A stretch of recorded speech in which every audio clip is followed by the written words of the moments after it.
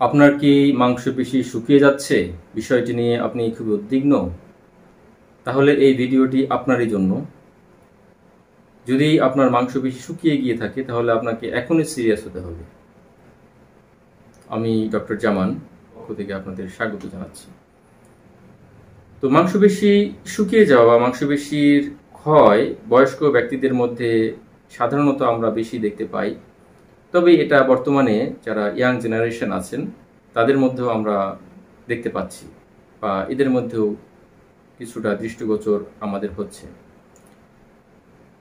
তো এই মাংসপেশি শুকিয়ে যাওয়ার বেশ কিছু সুদূর প্রসারী কিছু পরিণতি রয়েছে, যেগুলো আমরা একটু জানার চেষ্টা করতে পারি।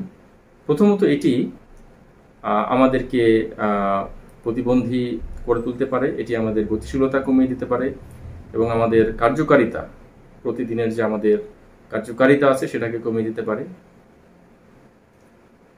পেশি দুর্বলতা আমাদের দৈনন্দিন কাজ করার সক্ষমতাকে কমিয়ে দেবে এবং আমাদের প্রাত্যহিক যে স্বাধীনতা, নিজেদের যে স্বাধীনতার ব্যাপার আছে সেই স্বাধীনতাটাকে বজায় রাখা কঠিন করে তুলবে, কারণ এটি একসময় আমাদেরকে অন্যের উপর নির্ভরশীল করে দিতে পারে বা ওই দিকে ধাবিত করতে পারে।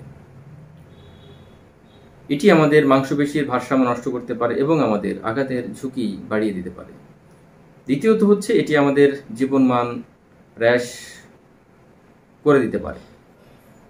পেশি ক্ষয় বা মাংসপেশি শুকিয়ে যাওয়া আমাদের আত্মসম্মান এবং সামাজিক অংশগ্রহণকে প্রভাবিত করতে পারে। এটি আমাদের আনন্দ এবং পরিপূর্ণতা নিয়ে আসে এমন কার্যকলাপকে সীমিত করতে পারে। দুর্বলতা, শখ, ভ্রমণ এবং অবসর ক্রিয়াকলাপে আমাদের অংশগ্রহণকে সীমিত করে দিতে পারে। তৃতীয়ত এটি আমাদের দীর্ঘস্থায়ী রোগের ঝুঁকি বৃদ্ধি করবে।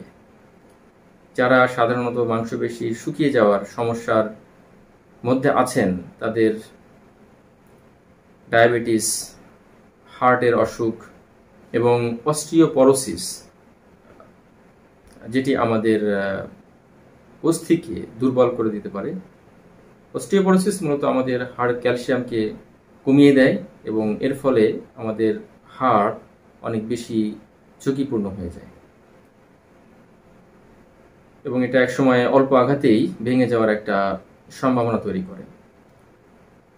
তো পেশি ক্ষয় বা মাংসপেশির যে শুকিয়ে যাওয়ার যে একটা সমস্যা, এই সমস্যাগুলোকে আরো বেশি খারাপ করে দিতে পারে এবং আমাদেরকে আরো বেশি ঝুঁকির মধ্যে ফেলে দিতে পারে। চতুর্থত এটি আমাদের স্বাস্থ্যসেবা খরচকে বাড়িয়ে দিতে পারে। পেশি ক্ষয় হলে কি হয়, আমাদের হাসপাতালে ভর্তির প্রবণতা বেড়ে যেতে পারে। আমাদের এক্ষেত্রে যে পুনর্বাসন প্রক্রিয়া আছে সেটা দীর্ঘস্থায়ী হতে পারে এবং আমাদের একটা দীর্ঘমেয়াদী যত্নের দিকে আমরা নিজেদেরকে পরিচালিত করতে পারি, যেটা আমাদের সার্বিক স্বাস্থ্যসেবা খরচ বা স্বাস্থ্যসেবা ব্যবস্থার উপরে একটা অতিরিক্ত বোঝা হিসাবে তৈরি হবে, যেটা একটা উল্লেখযোগ্য বোঝা হিসাবে দেখা দিবে। এবং এই যে মাংসপেশি ক্ষয় এর ফলে বা মাংসপেশি শুকিয়ে যাওয়া, এর ফলে আমাদের শরীর দুর্বল হতে পারে এবং এর ফলে আমরা আঘাতপ্রাপ্ত হতে পারি এবং এই আঘাতপ্রাপ্ত হলে আমাদের এই স্বাস্থ্যসেবা খরচকে আরো বেশি বাড়িয়ে দিতে পারে। পঞ্চমত এটি আমাদের মানসিক স্বাস্থ্যের উপরে ব্যাপক প্রভাব বিস্তার করতে পারে। মাংসপেশি শুকিয়ে গেলে আমাদের মধ্যে একটি দুর্বলতা, হতাশা, উদ্বেগ এবং অন্যান্য যে মানসিক স্বাস্থ্য সমস্যা সেগুলো প্রকট আকার ধারণ করতে পারে। শারীরিক সীমাবদ্ধতা, আমাদের সামাজিক যে মিথস্ক্রিয়তা আছে, সামাজিক মেলামেশা বা সামাজিক পার্টিসিপেশন যে বিষয়গুলো আছে এগুলোকে কমিয়ে দিতে পারে এবং সার্বিকভাবে আমাদের আত্মবিশ্বাসকে এটা কমিয়ে দিতে পারে। ষষ্ঠত এটির কিছু অর্থনৈতিক প্রভাব আছে যেটা আমাদের জেনে নেওয়া ভালো। এই মাংসপেশির শুকিয়ে যাওয়া আমাদের সার্বিক কর্মকাণ্ডকে বা কাজ করার সক্ষমতাকে কমিয়ে দিতে পারে, যেটা আমাদেরকে কম উৎপাদনশীল করে দিতে পারে এবং যেটা আমাদের পরিবার এবং সমাজের উপর একটা প্রভাব সৃষ্টি করতে পারে এবং এটি আমাদেরকে অন্যের উপর নির্ভরশীল করে দিতে পারে। এটি আমাদের আয় রাশ, দারিদ্রতা বৃদ্ধি এবং অর্থনৈতিক চাপের দিকে আমাদেরকে ফেলে দিতে পারে।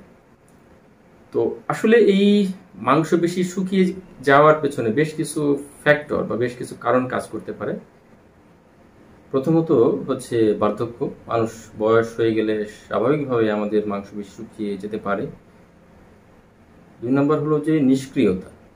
আমরা যদি আমাদের কাজকর্মের ক্ষেত্রে যথেষ্ট পরিমাণে সক্রিয় না থাকি, সেক্ষেত্রে আমাদের মাংসপেশি শুকিয়ে যেতে পারে। অর্থাৎ আমরা যদি সেডেন্টারি লাইফ লিড করি, অর্থাৎ আমরা সারাদিন যদি বসা কাজ করি, সারাদিন যদি আমরা মুভমেন্টের উপরে না থাকি বা কম মুভমেন্ট করি বা একদম মিনিমাম মুভমেন্ট করি, সেক্ষেত্রে আমাদের মাংসপেশি শুকিয়ে যেতে পারে। তারপর যেটা আসতে পারে যে কম পুষ্টি উপাদান। আমরা যদি কম পুষ্টিকর খাবার খেয়ে থাকি, এর ফলেও একটা সময়ে বা একটা পর্যায়ে গিয়ে আমাদের মাংসপেশির গঠনের উপরে এর প্রভাব সৃষ্টি হবে এবং আমাদের মাংসপেশি শুকিয়ে যেতে পারে। হরমোনের পরিবর্তনের কারণেও মাংসপেশি শুকিয়ে যেতে পারে। যারা হরমোনের ডিস্টারবেন্সে ভোগেন বা হরমোনাল ডিসফাংশন যাদের মধ্যে কাজ করে, তাদেরও মাংসপেশি শুকিয়ে যেতে পারে। তো প্রতিরোধমূলক যে ব্যবস্থাটা আসতে পারে মাংসপেশি শুকিয়ে যাওয়ার ক্ষেত্রে, আমরা কি প্রতিরোধমূলক ব্যবস্থা গ্রহণ করতে পারি? স্বাভাবিক কিছু প্রাত্যহিক কার্যকলাপের প্রতি আমাদের যত্নবান হতে হবে, যেটার মধ্যে আসতে পারে আমাদের শারীরিক কার্যকলাপ স্বাভাবিক রাখা এবং আমাদের শরীরকে প্রতিরোধমূলক প্রশিক্ষণে নিযুক্ত করা, যাতে করে এই মাংসপেশিটা শুকিয়ে না যায় বা মাংসপেশি শুকিয়ে যাওয়ার পর্যায়ে আমরা যাতে না যেতে পারি। দেন আসতে পারে আমাদের যে প্রোটিন সমৃদ্ধ খাবার যথেষ্ট পরিমাণে আমাদের গ্রহণ করতে হবে এবং আমাদের পর্যাপ্ত পরিমাণে ক্যালসিয়াম এবং ভিটামিন ডি সমৃদ্ধ খাবার আমাদের খাদ্য তালিকায় রাখতে হবে। তো সুপ্রিয় দর্শক, এই হচ্ছে আমাদের আজকের মাংসপেশি শুকিয়ে যাওয়ার বিষয়ে আমাদের প্রথম পর্ব। এটা ধারাবাহিকভাবে আমরা আরো কিছু পর্বে এর পরবর্তী সিকোয়েন্সগুলো উপস্থাপন করব। আমাদের সঙ্গেই থাকবেন আশা করি। তো সুপ্রিয় দর্শক, আমাদের এই প্রচেষ্টা আপনার ও আপনার পরিবারের উপকারের জন্য। ভালো লাগলে বন্ধুদের সাথে শেয়ার করবেন। পরবর্তী পর্বে দেখা হবে এই আশাবাদ ব্যক্ত রেখে শেষ করছি। আল্লাহ হাফিজ।